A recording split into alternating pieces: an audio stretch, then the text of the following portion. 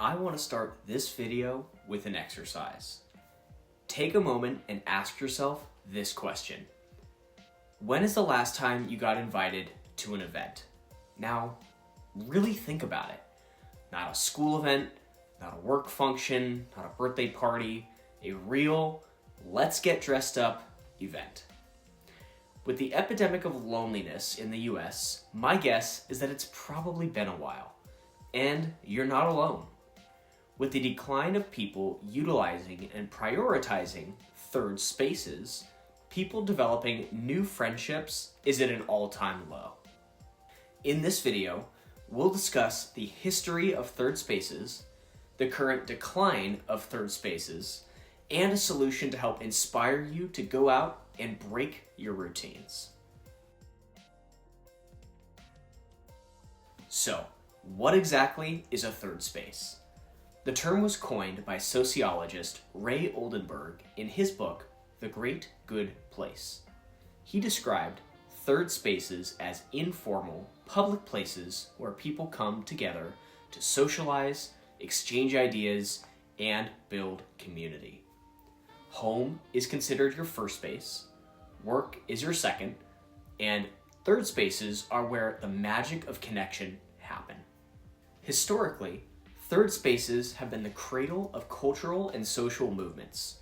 Think of the Parisian cafes during the Enlightenment period, when thinkers like Voltaire and Rousseau debated ideas, or the American barbershops and salons that became hubs for civil rights activism.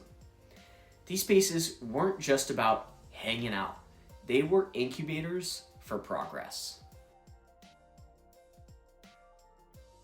Fast forward to today, and the landscape of third spaces have completely changed. Many of the places that once buzzed with life now feel a little bit empty. So what happened? For one, economics. Rising cost of living and the shift towards online retail have forced many community hubs to close their doors. And then there's technology. Why go to a cafe and chat when you can FaceTime from your couch? Why join a local club when you have Facebook groups? Convenience does have its perks, but it's also made us more isolated.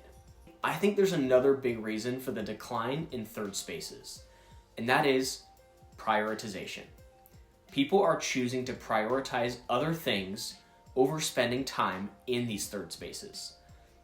We as humans like to think that our busyness equals productivity, which equals success. I have a different point of view. One of my favorite books is The Ruthless Elimination of Hurry by John Mark Comer. The solution he proposes, I think, is incredibly contrarian and extremely unique. The solution to an overbusy life is not more time.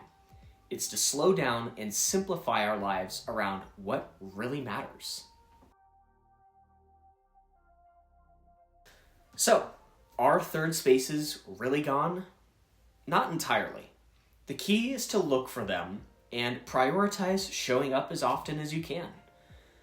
And this matters because third spaces foster relationships that are deeper than a double tap on Instagram. They're where trust is built, ideas are born, and life gets a little bit more human.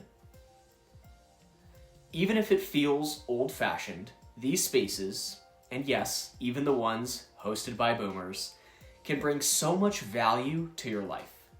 You'll meet people from different backgrounds, gain new perspectives, and maybe even build connections that can help your career. So, here's my challenge for you. Find a third space near you. It could be a local coffee shop, a yoga class, a neighborhood book club. Go in with an open mind and just see what happens. If you enjoyed this video, give me a like, hit that subscribe button, and drop a comment below. What's your favorite third space? Or if you don't have one, where are you gonna start?